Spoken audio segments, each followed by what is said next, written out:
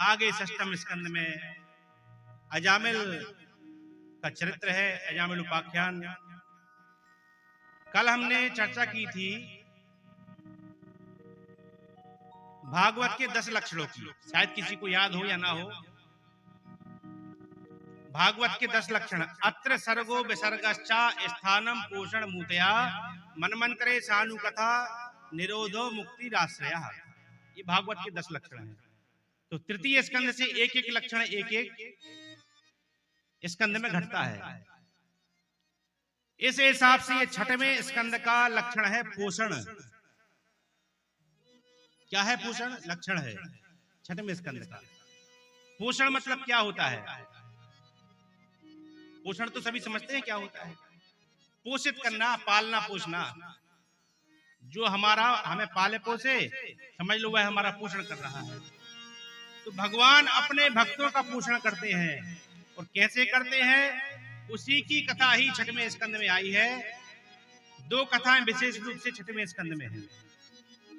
एक अजामिल की कथा और दूसरी वृत्तासुर की कथा। और दोनों चरित्रों में भगवान ने दोनों का कैसा पोषण किया है, ये सुनने लायक है। एक अजामिल नाम का ब्राह्मण था, कान्यकुब्ज ब्राह्मण कुल में पैदा हुआ। पहले ब्रह्मचारी था, भगवान का भक्त था, नित्य त्रिकाल संध्या करता था, समिधा दान करता था, यज्ञ होम करता था। एक दिन जंगल में समिधा लेने गया और एक वेश्या को देख लिया किसी पुरुष के साथ में। और देख करके अजामिल की बुद्धि बिगड़ी और अजामिल फिर पतित हुआ। तो इतना पतित हुआ, हमारे महाराज जी कहते कि ब्राह्मणों में भक्ति दुर्लभ है। ये विचित्र बात कहते महाराज जी, और शास्त्रों में भी लिखी हुई है। भक्ति दुर्लभ मानी गई किस किस में? ब्राह्मणों में, राजा में। राजा में भक्ति दुर्लभ है, ब्राह्मण में ही भक्ति दुर्लभ है। ब्राह्मण पूजा पाठ तो कराएगा, अनुष्ठान कराएगा, सब कराएगा, लेकिन दूसरों के लिए करेगा। खुद के लिए करने की बात कहो तो प्रायः जो देखा जाता है, ब्राह्मण अपने लिए कुछ विशेष नहीं करते, सब दूसरों के लिए करेंगे। यज्ञ अनुष्ठान तप साधन जो भी करेंगे दूसरों के लिए। और राजा में ही भक्ति दुर्लभ है। लेकिन अगर ब्राह्मण में और राजा में भक्ति पैदा हो जाए, तो ब्राह्मण में जब भक्ति पैदा होती है तो आचार्य कोटि की भक्ति होती है। अपने साथ साथ ब्राह्मण कई लोगों का, सैकड़ों हजारों लोगों का कल्याण कर देता है। ऐसे ही जब राजा में भक्ति पैदा होती है, तो राजा जब भक्त हो जाता है तो अपना कल्याण करता ही है, पूरी प्रजा का कल्याण करता है। लेकिन इसके विपरीत भी है। अगर ब्राह्मण पतित हो गया, ब्राह्मण अगर पतित हो गया तो उसकी पतिताई इतनी हद तक जाती है कि कोई दुष्ट से दुष्ट व्यक्ति भी इतनी दुष्टता नहीं करेगा जितना ब्राह्मण दुष्टता पर होता जाता है। अजामिल की घटना भी वैसे ही है। अजामिल जब पतित होना चालू हुआ तो इतना पतित हुआ कि उस वेश्या को घर पर ले आया। उस वेश्या से कई बच्चे पैदा हो गए। बच्चों का वेश्याओं का पालन पोषण करने के लिए चोरियां करने लगा, डाके डालने लगा, लूटपाट करने लगा, जितने भी गंदे काम है सब करने लगा अजामिल।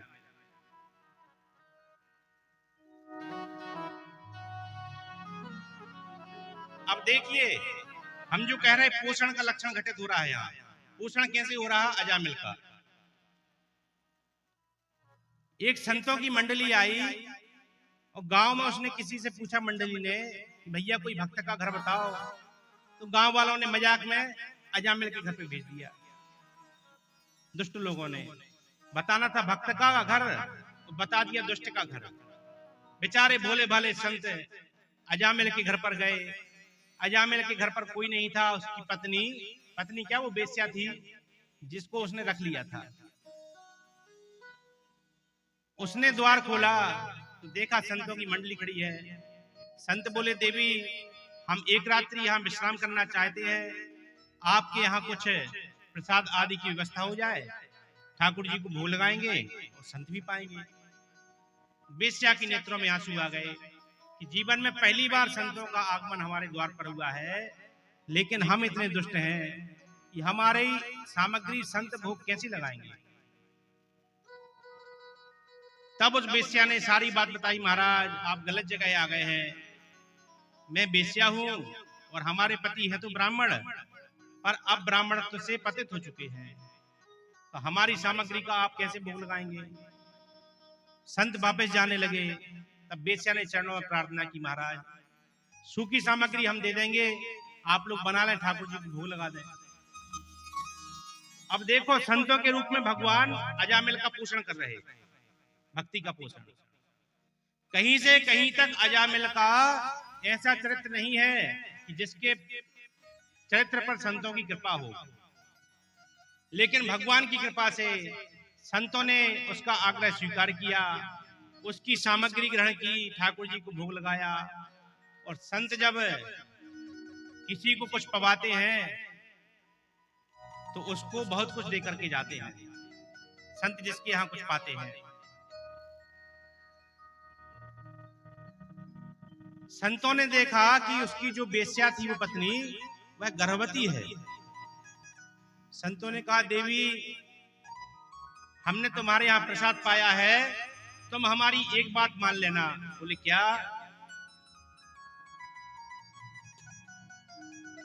बोले तुम्हारे यहां जो पुत्र होगा उसका नाम नारायण रख देना, बस इतना कर लेना, तुम्हारा कल्याण हो जाएगा।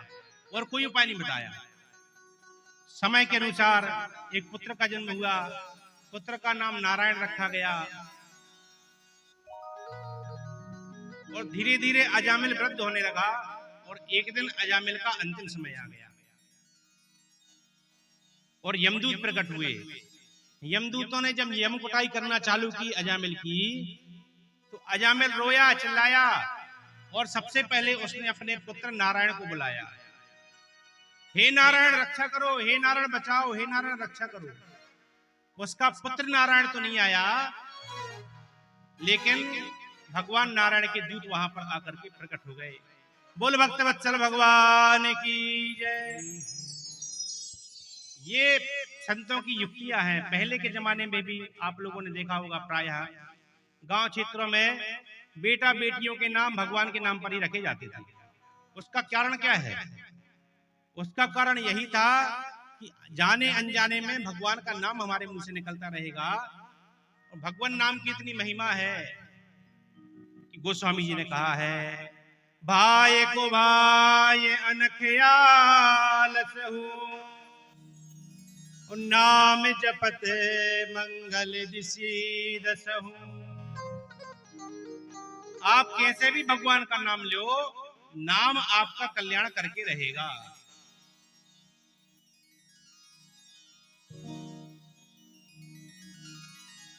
हमारे पूज्य पिताजी महाराज सुनाते हैं, हमारे जब दादाजी का शरीर पूरा हो रहा था दमू में, बहुत पुरानी बात, हम तो बहुत छोटे थे, हमें तो याद ही नहीं। तो पिताजी का नाम नारायण, चाचा जी का नाम राधेश्याम। तो अंतिम समय में उनके मुंह से पिताजी को बुलाया उन्होंने, नारायण हम जा रहे हैं, ऐसा बोला। राधे को बुलाओ। देखो अनजाने में दो नाम निकल गए कि नहीं निकले अंतिम समय में। और फिर उन्होंने विधिवत बैठ करके आचमन प्राणायाम करके भगवती का स्मरण करते हुए शरीर का त्याग किया। ऐसा कुछ पिताजी महाराज बताते हैं। हमारी दादी जी का शरीर पूरा हो रहा था, तो नवमी की, दुर्गा नवमी की रात का समय है,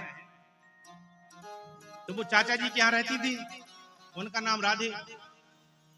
तो उन्होंने अंतिम समय में बोला, राधे जाओ नारायण को बुला लाओ।